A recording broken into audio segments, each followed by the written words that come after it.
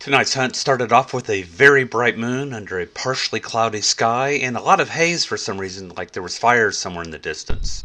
Even so, the image from the Rico Hybrid 75 that I've got on loan from Tex Heavy Optics looks absolutely great. And in the first part of this video is going to be going over some of the image quality functions of the scope. We've got picture-in-picture going on. We've got a duck there in the pond at a little over 300 yards. And here I'm adjusting the screen brightness, and as you can see, nothing is happening in the video. The screen itself is changing brightness. This is the only feature that I found that doesn't change on the video when you do change it in the scope. And you do see the difference in the scope. Here we're moved over to the enhancements, going through those for different environmental conditions. And then moving through some of the color palettes. Me personally, I'm a black hot or white hot fan most of the time.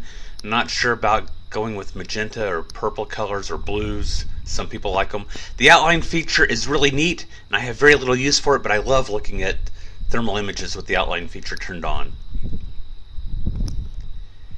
And we're back to black hot. Nice tiny duck, just enjoying his time in the pond. Earlier in the evening I was scanning with the Rico Hybrid when I happened to see this hawk flying and land in the field. And let me get zoomed in. There it is. You can see it fly just a little ways. He's out there at about 280 to 320 yards. You know, hawks aren't animals that I typically think about being hunters at night, but some of them do. And Carpe Sus, got a hog way out there in the distance. This is on one of my regular properties that I hunt. This is a hayfield. And the hog's out there at about 650 yards just on the ridge. I'm going to start my approach towards him. He's going to meander the entire time. Now he's walking up to this telephone pole and he's going to do some rubbing on the telephone pole. Here you can tell I'm not looking at the picture-in-picture. Instead I'm watching the big image because, as you can see, I'm not centered on the picture-in-picture. Now this hog is going to meander over the hill off to the right as I make my approach. And now I've gotten to the top of that hill and this is looking down on the other side. He's right next to the neighbor's property. And I only mention that in case the hog goes through the fence. But he doesn't. If he did, I'd have to drive around to the other side. And so we've got a hog down at 150 yards. Brass Catcher by Tactical Brass Recovery.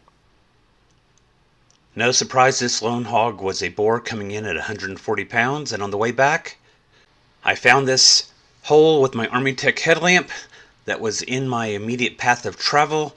Very glad to have spotted it with the headlamp. In the dark, Ben and I both stepped into these, and they are never any fun. Moving on to the next property. This is early the next morning, and I've got a hog in the field. I've driven in on the driveway. I've got the finder on top of the truck watching the field where the hog is, and I'm getting out of the truck. I'm getting my rifle out. I'm getting the rifle on the shooting sticks, and I'm walking over to the fence to get a better shot at this hog. The hog is in the winter wheat right now, so you don't see all of it. You're only seeing the top portion of the hog at this point. The wind isn't a problem. The hog apparently can't hear me, hasn't noticed the truck driving in the driveway, and so all I've got to do is line up my shot and shoot. The hog's going to come towards me. Here we go. And the hog goes down. That shot actually went just under the right eye, and while this hog is severely concussed, I suspect at this point, he is not dead. And with him being below the level of the winter wheat, it's kind of hard to get a shot on him. And so I'm watching for an opportunity to put another shot into him to get him to quiet down a little bit quicker. There we go. That one actually goes through the chest, breaking the right front leg. And the last hog of the night was a 190-pound boar. I hesitated to show this next image. This is one of the properties where the hogs have to be carried out of the field, and this hog is going to be delivered to another property partway across the county. I could not lift a 190-pound boar into the back of my truck this time for whatever reason. So I jury-rigged this sling with some ropes, and I traveled with this hog across county this way. I'm not sure that that's completely legal, but at 2 o'clock in the morning on the back roads of Montague County, Texas, wasn't anybody around to see me.